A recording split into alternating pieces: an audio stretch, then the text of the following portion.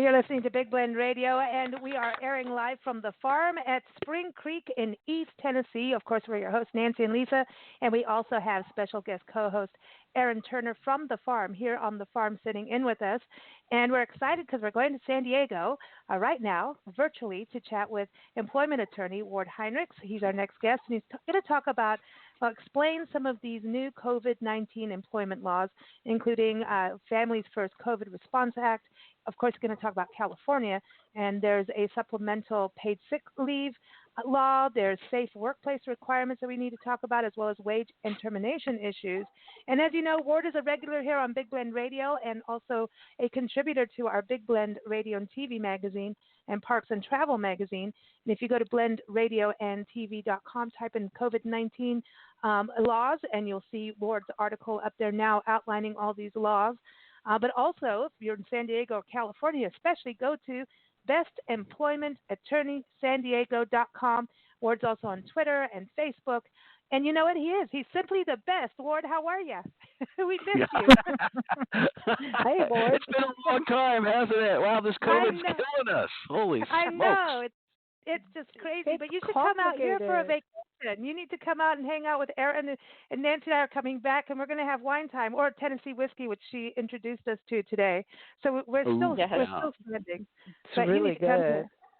Yeah, just name the time and place. I'll be there. Don't worry. Hey, listen, Ward. I know you like good meat, and she taught us how to make chili today, and with their grass-fed beef here, and I'm going to tell you, dude. Yeah, it's good. It was good. I love grass-fed beef. My dad had a small farm in southern Indiana, and he kept like 20 head of cattle on there, and then maybe 20 head of cattle on a different farm, and they were all grass-fed. They were really good. That was good meat. He's like, those are my friends, and I'm going to eat them. Like, they have pigs here. One's called bacon, and one's called ham. Oh, they're so cute. That's life on the farm. I know. Did he put you to work, Ward? Yeah, now I didn't live with my dad constantly. There were times when I spent, months with him. But yeah, when I was there, we worked. Yeah, it's a farm. You got to work. Everyone pitches in. Oh yeah. Yeah, that's right. Erin's got her many kids hands running make the around workload light. Yeah. Everyone's working here, and I tell you what, we worked a little bit here. We had wine and whiskey. I'm just kidding. We had a good time. I'm telling you, it is awesome out here in the fall colors. But let's talk about COVID, because I remember at the beginning we're like, we don't know what's going to go on. The show you were on, we're all like, the laws weren't quite set up, and people still didn't know at that time if they were going to get a stimulus check, and we're right back in that again. Right. How it is over there. But now all these new things have happened, and you hear all these crazy stories in the news. But the Families First COVID Response Act, so this is something federal, right? So I want to make sure we get that part right, that it's federal. That's correct. Yeah, federal. So that's the one that was passed back in March, and the president signed it in late March, and it became effective April 1. I think it was April 1. Pretty sure April 1 or 2. And it's been in effect ever since then. And it was the first legislation that I know of that tackled the COVID issue and leave and things like that. So, this is one thing I've heard, because I know you've got this full thing of all these different things that I'll try and be able to pronounce. But what I've heard a lot of are these stories, and I know a lot of people. They're like suddenly taking their vacation, right? And taking vacation instead of being like furloughed, or like this whole thing is weird to me. Like if you're not, it's like, okay, I'm going on vacation, and that seems to be something you're covering, like this paid sick leave thing, but they're using it in COVID. Is that a good or a bad thing? Well, I mean, you brought up a couple things there. If you are taking vacation, you're probably not on leave, or you're probably leave. Yeah, you're taking some type of leave, but you're not. You still have a job if you're taking your vacation time. Right. And this, what the COVID First Family Response Act is really about, is if you come down with COVID, or if someone in your house has COVID, or your kids are not allowed to go to school because of COVID or go to daycare, then you get automatic paid leave under this act. So you get 10 more days of paid sick leave. And you also can get 10 weeks of paid sick leave under the FMLA. So it modified the FMLA for COVID purposes and made it paid, because FMLA normally is not paid. It's an unpaid leave. So is it good? I think people who take advantage of it think it's very good. I think employers have a hard time with it. But you know what really happened is the unemployment benefits were so strong that people just left and got unemployment. And once you're gone, then you can't take any of the leaves under this act or the California Act. You're out. Yeah, and so I don't, it's going to be interesting to see. I just haven't seen a lot of cases on this. I haven't had a lot of calls on this. If they do start cropping up, my gut feeling is in a few months you'll probably start seeing them. But right now it just seems like the unemployment was so good that people just left and didn't worry about it. And now maybe they're going to start worrying about it. Yeah, because it seemed like some people. Go ahead, Nancy. Sorry. I was just going to say I feel sorry for the employers, because I feel like they're treading water, and they're not sure who's showing up for work, and they have to pay this person because they're not coming to work. And then the other one is, well, I might be coming to work, I might not be coming to work, or they're paying them and then they don't come back to work. It seems like a hot mess. Well, this legislation does take care of part of that problem, and that is they give tax credits that will cover the cost of the leave. Okay. So it can be a wash for the employer financially, but they do have to cut the check originally, and then they can recoup it later. And whether it's a one-for-one, dollar for dollar, that might not be in all cases a one-for-one, but in most cases it's supposed to be set up that way. So it does take care of that. What's hard though, from what we hear, it's about cash flow. Yeah, no, absolutely. Yeah. Cash flow, and that's why I brought it up the way I did. The employer has to cut the original check for the leave. They got to pay the wages. Yeah. And then they can recoup it through tax credits. But yeah, it's a cash flow problem because you got to cut that check first, and then you get the money back later. Yeah. Well, what about I look at restaurants, and the hospitality industry is really taken a hit, and some areas have come back, depending on where we've traveled. Like one place is super cool, or hey, now you can open your restaurant, and it's limited seating, right? And maybe they can, do some outdoor thing, close the street off. So a lot of places have done that. But if one employee has COVID, that's it. You're shut down until everybody's cleared.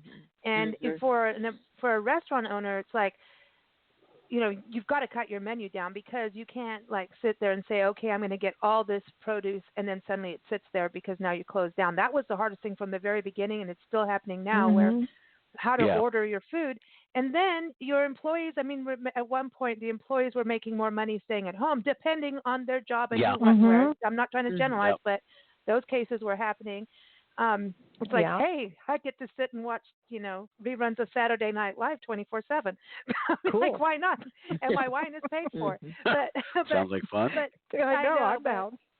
But at the same time, I know a lot of that has changed. But for a lot of places that we've talked to, especially hotels and bigger hotels, a lot of hotels have declared bankruptcy, and then some have turned around and had to let go of employees, and that's it. And some, even visitor bureaus, some of them are like, oh, everyone, we're just two people working from home, and half our employees are furloughed. And I'm like, I didn't, maybe because they're city, some of them are city, but I was like, I thought that was for firefighters and park employees. So I don't know how this is happening, but are you able to just say, sorry, I'm letting you go, you're fired, because, I can't afford it now because I don't have the demand of business that I used to as an employer? Can you just go, that's it? And then do you have to pay the normal stuff that you would have to pay if they go to unemployment? Yeah, well, it's going to vary from state to state. So not all states are at will, but I think most states are, and California certainly is. And so in California, you certainly can say, yeah, I've got a problem here, and I got to let you go. And again, at that point they're terminated, and now they're eligible for unemployment. And again, people were happy about that because they go, oh, this unemployment is pretty good. But now, once you're terminated, you can't access this leave because you have to be employed at the time the leave is given out.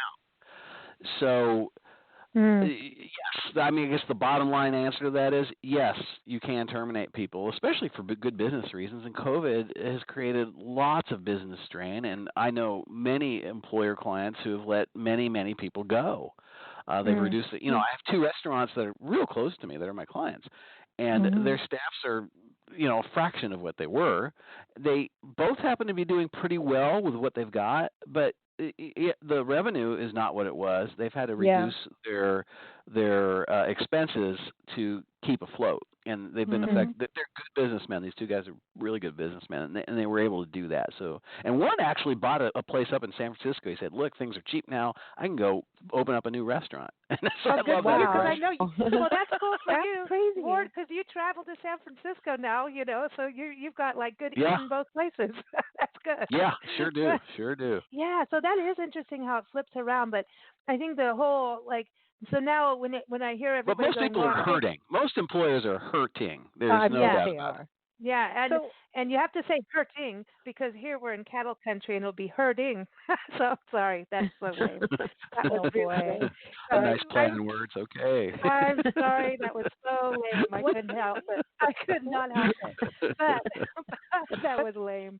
But now when I hear all these people that they've been maybe not working at the capacity and they're suddenly like, oh, I took leave. So I went on leave, and so I'm going, oh, that means you're going to quit or you're about to get fired. So you're taking your leave now while you're still hired and working from home. Now I'm wondering about that. You've got to be, as an employer, when someone says, okay, I'm taking leave now, kind of raising your eyebrow, right?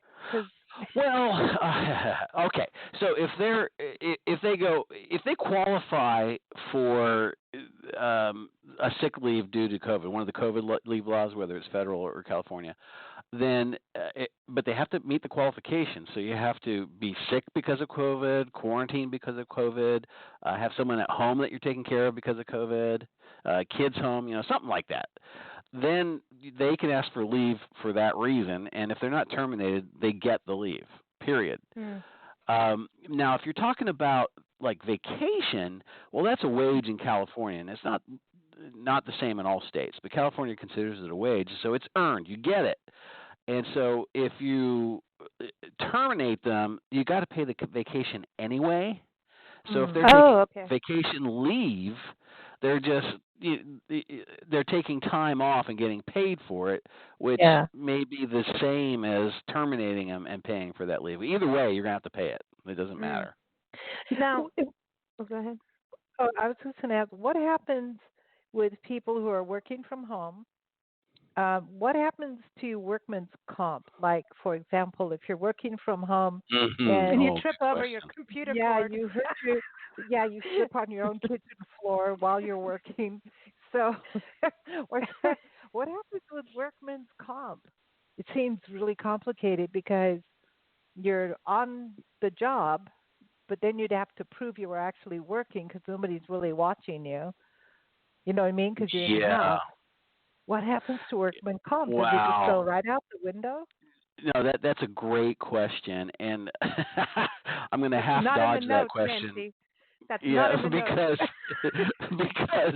I'm not a work comp attorney. That's a specialization all unto itself. I refer those cases out, but I will tell you, I've read things that talk about those types of issues and other at-home issues. Because you don't. If you have a job that allows you to work remotely, you can't get either of these leaves. Also, so that's another way of avoiding the leave. Saying, go ahead and work at home. And it doesn't matter whether someone's sick and you're taking care of them or whatever. If you can work at home remotely, then these leaves don't apply.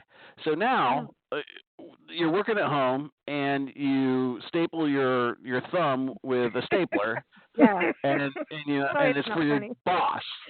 Well, I meant it to be a little funny, but if it actually happened, I guess it wouldn't be that funny.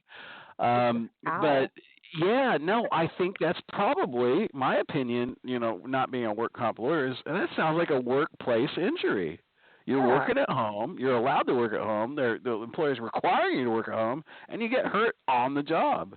So no, but it's a gray area for sure because when, like you said, when are you working? Are you really working on my stuff? I mean, it's a lot easier to turn on the TV and The employer has no control over the environment. Like when you go to work, they have control over are the restrooms, like is the floor wet or waxed or whatever. They don't have any control over your home. So if you're a hoarder, you could follow over your own stuff, and now your employer gets paid for it. Yeah. Oh my God! Or your kids' toys are on the kitchen floor, like mine. Well, yeah, the toys on the kitchen floor. That would be No, I'm going to guess because I know general law and how it might work in court. If you created the hazard yourself, you might have a hard time collecting based on that hazard. Mm-hmm. Well, okay, so I was just saying, but just close it out. But work comp is pretty restrictive, and it says any workplace injury, you just get it. So you don't have to prove much. You just have to prove that the injury was at work, and then you get, some type of relief. Erin, what were you going to say? I was going to say, I think there are lots of people around the country who work remotely, so there's probably some sort of precedent or something set for this already, but now it'll just have to be applied for those people who wouldn't typically be working at home, but now are forced to be remote workers. Absolutely. And the reason why I don't go into too much depth is I really don't practice work comp, so I don't know all the ins and outs, so I don't want to get into it too much. But yeah, sure, there's precedent on that already. I do want to touch on safe workplace requirements because, like, I've read things like, it's kind of like you shouldn't have, it's like you're getting tested before you go to work. Or, there, all these test requirements, and some people are like, that's like too personal, invasive. You're not taking my temperature, it's invasive. But I'm like, the thermometer's not going where you think it is, so don't worry about it. That's a go there, I'm sorry. I'm just saying, so there's this whole safe workplace thing, which is important. Well, I wouldn't go to work. Well, like, you should come stay here in the cabin. Erin has disinfected that cabin, has been like, doused with every sanitation thing, but it's nice on a farm, so it's all air fresh and clean and everything. But going to all these bed and breakfasts and lodging places we've been to, so there's a skeletal staff, and some of the bed and breakfasts haven't been able to even bring employees back in to do cleaning. Some have, some haven't. And it's like, and also travel right now is very different and Erin, I'm sure you could chime in on this. Suddenly, it's not people that booked 6 months ago. It's like, hey, are y'all open today? Because I want to come and check in. Aren't there these really fast? Everything's very, very spontaneous, and so it's really hard for the business owner to know whether or not to hire staff, and then it's something like scramble. Hey, I need employees to come in and help with a group, or if there's a lot of rooms booked, and so there's the sanitation side too. So you've got to make sure your employees are not affecting your guests or your clients, and vice versa. It's like this crazy thing. So, and you've got to also be that whatever you do, you're not hurting your employees. So all of that stuff has to happen, right? Yeah, I mean it's a nightmare in every business, especially in the hospitality business. It's really staffs are reduced, but the demand is way down in the hotel industry in San Diego. It's just starting to come back a little bit. So you're not going to need as much staff, but if you do get surprised, a spontaneous meeting from foreign dignitaries comes in and they say, yeah, we want to stay in your place. Well, yeah, you're going to be scrambling, no doubt. And are there going to be problems? Probably. You're just not going to avoid it. Most of the places we've been, the people have left the rooms for at least 24 hours. They won't even go in the room themselves before they clean it. They leave them 24 hours. Which obviously hurts their income. Even if Yeah, no, that would. What I'm seeing in San Diego, though, and I do have one hotel client, and that client was describing to me, and now they have enough capital to be okay, so that I think they're going to be okay through the end of this. But in terms of demand, it's really the demand. I mean, so if he left a room open for 24 hours, it doesn't matter. He's got 100 rooms like that. Yeah. Okay, for the bigger people. There's just no demand. The demand's just so far down. Now, what about, I heard we were on the road and I was like thinking of you that like a whole bunch of domestic workers like did a big protest to Newsom, like going, hey, we need better working conditions because of COVID and there was this big drama that I know gets into the independent contractor thing too in a weird way. That they were saying like, okay, so maybe they all work in a maid service company, so the company's responsible for their health. But if they don't, maybe they're directly employed with a homeowner. And now there's this whole thing, is the homeowner like an employer or not? Like I was going, oh my God, this is getting crazy. So like, can they show up at work? Like what happens if you work for like a celebrity, right? And you come in 3 times a work, or, it doesn't have to be like 3 times a week or whatever. And they're not taking precautions around you, there's like even just like maids and nannies and I mean all important work. And so this is like a whole new thing I was thinking on the independent contractor side in a weird way too. Like I don't know what would happen with that. But I know that they were storming Newsom's house saying, come on, we need better protection over this because some bill was ending and then like they need, especially because of COVID, going in to clean people's houses or take care of their kids and things like that, that they needed better protection from at the workplace. Yeah, boy, I wish I knew more about the specific instance you're talking about. But the bill, there was a law passed, a few years ago that built in more protections for home care services, domestic services. And it really protected minimum wage and things like that in ways that it had not been protected before in overtime. But there really wasn't any more protection for COVID that I know of. So there are general things. I even listed one in the article. Labor Code 6400, where you have to keep a safe and healthful workplace. So that's a duty on the employer. So if you're considering now, you're right.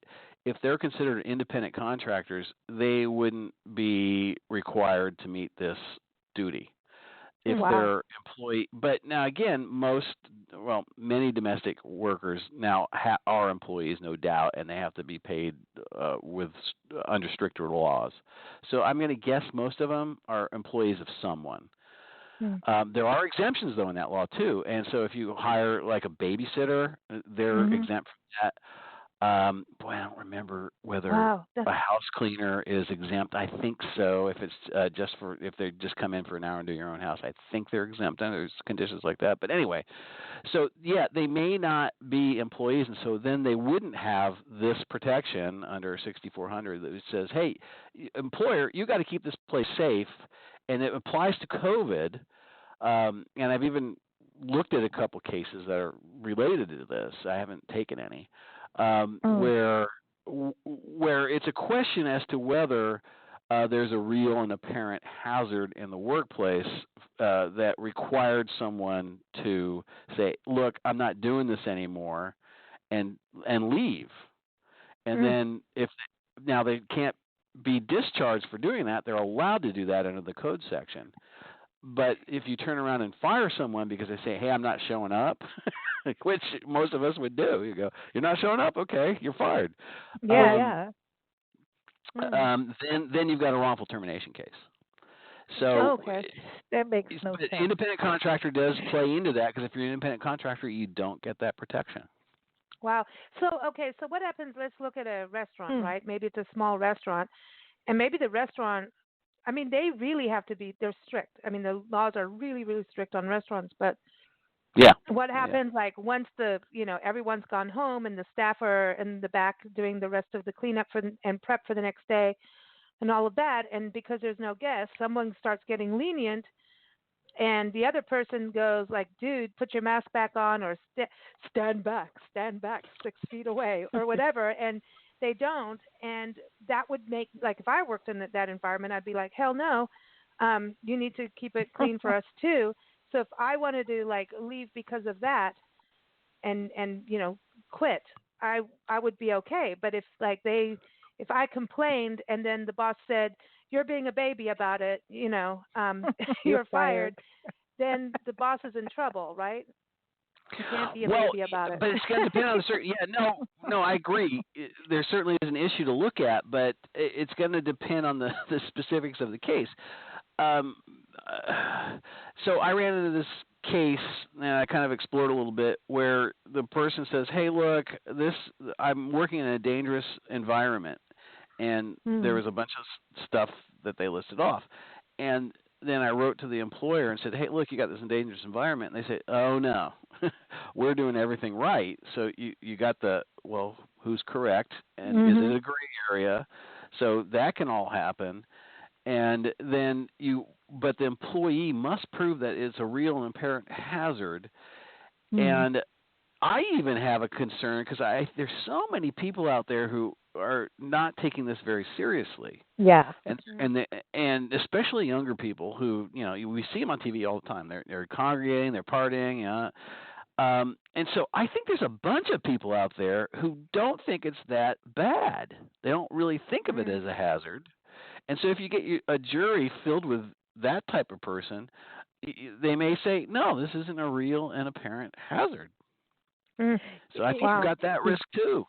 It's interesting because, like Walmart has said, okay, their employees and anyone entering the store will wear a mask.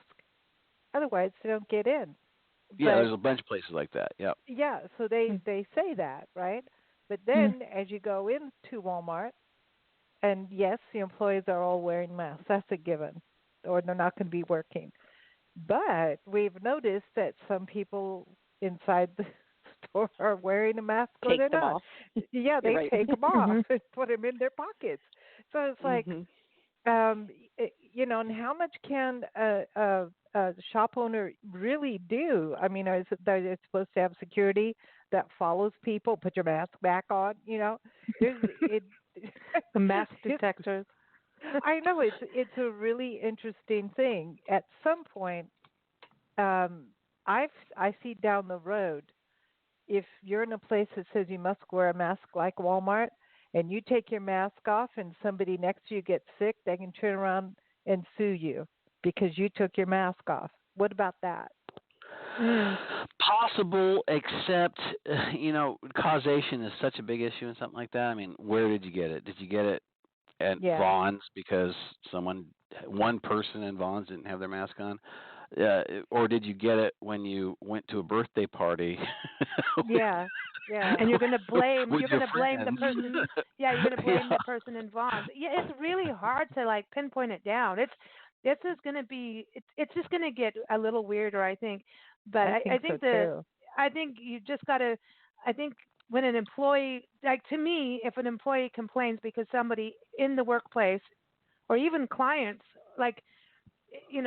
don't adhere to the rules, you shouldn't be able to be terminated for that, or be called a baby. You know what I mean? That's like I was saying earlier. Well, no, you're right. And there is a protection, at least in California, under the code, 6400.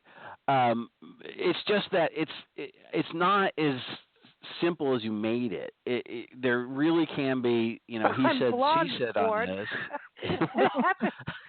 I make it simplified with me. I didn't mean to talk down to you, but I'm the lawyer here, and I make things complicated. So okay. So there is he said, she said, number one, and number two, what is a real apparent hazard? I just think people differ on that, and I really think, and it's just a feeling I've got because I see the behavior, I see it all the time. People putting masks in their pockets and not doing what they're supposed to do. Yeah, and so what is that person going to do when they're sitting on your jury? Yeah, well, in the bars, when the bars opened in Florida, man, people just flocked and didn't care, and then next thing you know, they're like shut them down, shut them down. Like that's a hard thing for business owners too. When liquor That is is involved, tough. people, that 6 feet thing, people start seeing double vision, and it doesn't go 12 feet, it goes 3 feet. You know No, what I mean? but Because alcohol feet are going kills the wrong everything. way. It's like People going the believe wrong. that alcohol kills all germs. Oh well, that's a good thing. Yeah. But COVID if you cure, drink, alcohol. I know, Mhm. really. But Ward, the one thing I did want to touch on. I know you're coming on next Wednesday, everybody, October 21st, on Yes. our AB5. Oh, boy. But did I hear right that LA kicked out Lyft and Uber? Is that a true thing? Like that's a no-no? Like Yeah, what happened? they're stopping that? Like, I don't know, but I heard like something on something wait. about. Yeah. Oh, Because gosh. of COVID? What No, I happened? think it's from No, the it wasn't laws. COVID. Yeah, no. Oh. All right. So, I remember something about that, and I gotta say, I don't remember Yeah. specifics about I'm that. I'm just popping things on But you you're because right. of wine. There was something about Yeah. LA and Uber and Lyft. Yeah. Now, Wow. but the bigger thing in California is Uber and Lyft have something on the ballot coming up on November 11th or November 3rd. Excuse me. Yeah, election Oh day. wow. Yeah. And that will exempt Uber and Lyft. Uber, Lyft, DoorDash. Any Oh yeah, that's that big based lawsuit, right? driving That- service. Well, they had the lawsuit, but now they've got a ballot measure, and so Oh, wow. and I think they're going to win it. I mean, their ads are really good. I think they just sound reasonable. They sound, we're doing this. Our employees, our workers love this. They love the flexibility. And when I talk, because I used to take Uber and Lyft. Haven't done much during COVID, but I got the feeling from my independent informal polling that half of them kind of want to be employees, and the other half certainly did not want to be. Yeah. Now they're claiming that 80% of their workers want to be independent, and it really may be that high because most people aren't making this their profession. They're doing it as something to supplement. Yeah. So Side job. if that's the case, and I think it probably is, then I think most of them probably do want to remain independent. And so that's the big thing in California. So no matter what LA does, assuming that passes, LA won't be able to say anything about it. Oh. Wow. Well, That's okay. I want to keep watching that because it's interesting, especially it LA. is I mean, interesting. everybody flying in, it's just, not, I mean, it is. It's a huge, I mean, that's like a porthole of America there. You know what I mean? It's like everybody flies into LA to go here or there. It's a huge, Yeah. that's huge Well, for LA. and I got to be a little careful about that. I suppose it's possible for the LA city council, to pass something that requires, well, gosh, because this is going to exempt them from the AB5. So they can't say, well, you got to follow AB5. So maybe they could pass their own little mini AB5 for LA County. I suppose that could be possible. Well, there's so much man, going on in LA right now. That would be very complicated.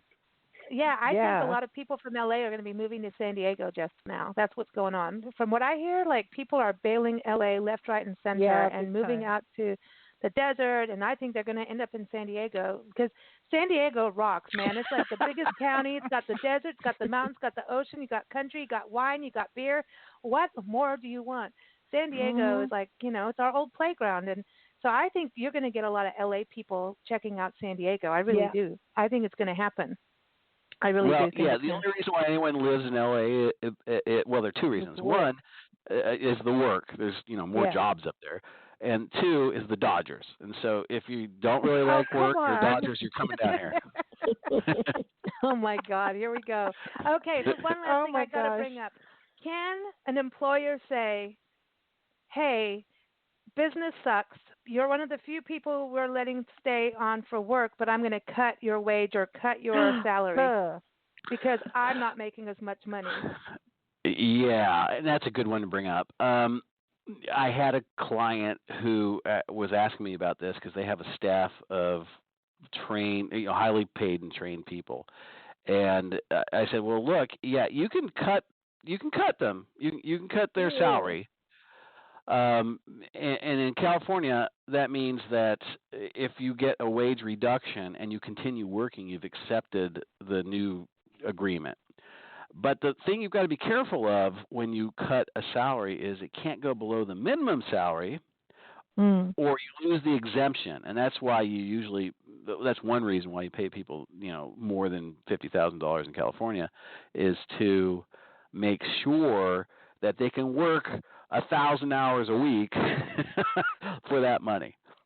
So when they cut the salary, are they cutting the hours, or are they keeping the same hours and just cutting the salary? Yeah, well, you can do whatever you want on that, but the problem with cutting the hours, there's a potential problem there, and they're starting to look maybe like an hourly employee if you cut the hours back and cut something out. Yeah, there could be arguments made, but you're probably okay if you do that. Because it's a salary versus a wage. But you can just cut the salary as long as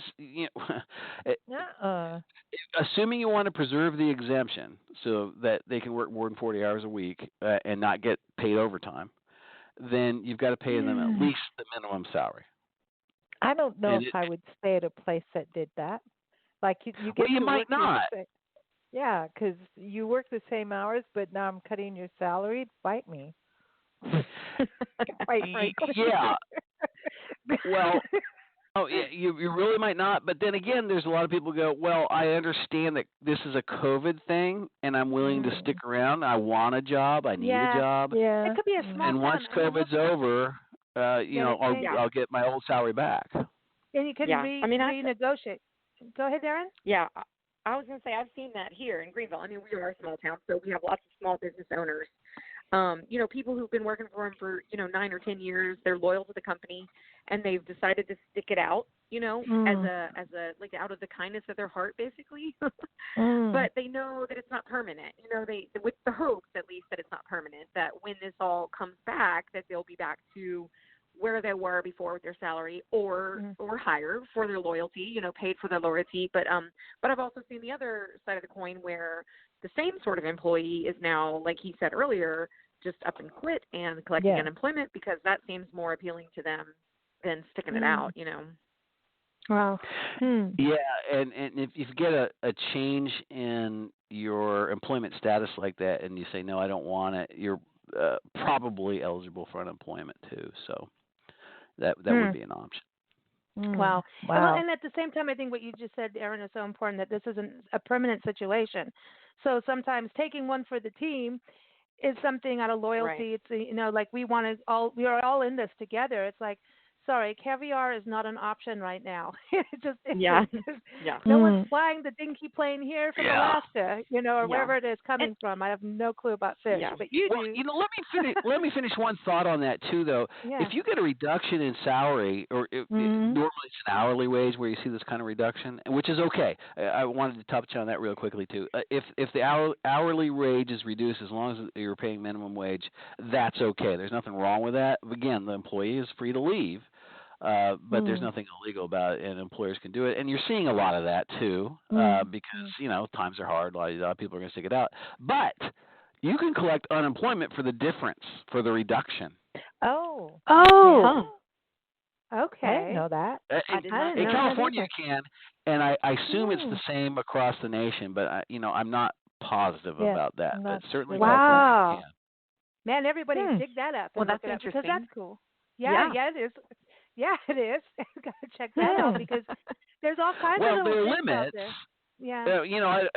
There are limits because unemployment in California under regular circumstances is the maximum is about $400 a week, but with the COVID additional $600, it was about $1,000. But you had to make enough money to get that whole amount. You got the $600. That was a COVID gift. But the $400, you may or may not get the full amount depending on what your wage was and how much the reduction was, et cetera, et cetera. But you certainly can go ask for it. Okay, so keeping on the wage thing and everything, the last thing is I want to ask, is there a way, like people working remotely, are there ways that people have to check in and prove that they actually did their job other than what I've heard is a lot of people are actually doing far more, they're more productive at home. And maybe it's because you wear your fancy shirt for Zoom and shorts underneath. Who knows? But whatever you're doing, apparently it's working. Maybe you are having margaritas under there. You don't know what's in that cup. You know, who knows? But if you're being more productive, everyone's winning. But what if, I don't know, what if your internet sucks and so you're not as productive, or, it could, there's those are good those issues too for people that really aren't able to do what they need to do because maybe their internet in their entire neighborhood sucks. I know it's happened for schooling, and then they have started to work on things for that, like kids aren't able to do the virtual classes as much. So there's all kinds of issues depending where you live in the country, and even in a state or even a city. You could just be, that's where I chose to live. Like, now what am I going to do if it sucks, Maybe you have someone like doing construction outside your house. You can't, do anything about it, and you're supposed to be on Zoom meetings that are supposed to be crystal clear, but not always. Thank you very much. Just saying. Boy. So, I mean, what happens? They had so many people had to learn new skills so fast, which I think is good personally. Anything new that you can learn, you should. But I think there's been so many changes and upheaval. Yes, let's all work together. Take one for the team. All of us should, sacrifice something to make things work. But that's teamwork. But I think there's going to be weird things that come out of this from that part of it for the people working in the Yeah. Well, you've touched on some really interesting things and important things. If you, again, in California, and states really do differ on this, the employer has to provide all the reasonable tools that you need to do the job. And if they can't, then can you do the job? Anyway, there's all sorts of questions about that. But you don't have to do it is the real point. And so if you are upgrading your Wi-Fi so you can do the job, in California you can say, hey, employer, I can't do the job with the Wi-Fi I've got now. You need to pay for this. And for the upgrade, at least the upgrade, and it's arguable in California that maybe pay for the whole thing since you're using it. Now, there's going to be questions of, well, how much is personal use, et cetera, et cetera. But certainly for the upgrade, they would be on the hook. And so, and for computers, maybe you don't have a good computer at home. So if you require a computer to do your job, well, the employer's on the hook for that. You could just take the one that was in the office and tell you to take it home and don't drop it. Yeah, but the thing is, it's all network. See, that's the other thing. All these systems, all the networks, because think about it, like places that have IT departments, because everyone's computers are connected for different things. You can't just unplug that and take it home. It's like, here comes this huge network. I mean, this is like this whole thing. So you can't remember the SNL thing with the guy who comes in and does the computer. Jennifer Aniston was in that one episode, and it's like the computer guy, like, you need to clear your computer. It's like, yes, you can't come into your house anymore now. That's it. Well, you guys stay up later than I do. That's for sure. Yeah, that was like an old one, long years ago. I'll say this: we use a lot. Okay, we use a lot of different internet companies across the country as we bounce across the country. And I will tell you this, not one of them is telling the truth about their internet speed ever. Exactly. So what happened to you? Not even close, Ward. Close. So what happens to the employee if it doesn't work suddenly, even if they've done the upgrade? Or something's happened, I don't know, maybe your kid got on the computer and decided to watch something they shouldn't. Like, then you can't even say, like, okay, the dog ate my homework. I mean, it's like this whole crazy thing. But I think most people are responsible. They want their job because many jobs are lost from COVID that if you have a job, you're hanging on to it with your dear life. You know what I mean? It's not like you can just jump ship right now. You know what I mean? It's definitely. I agree. It's definitely tougher. The job markets, before COVID, it was very tight. 3% unemployment, and now, during the height of COVID, they said in San Diego County we had 30% unemployment. At least Sandag said that. I mean, unreal, huh?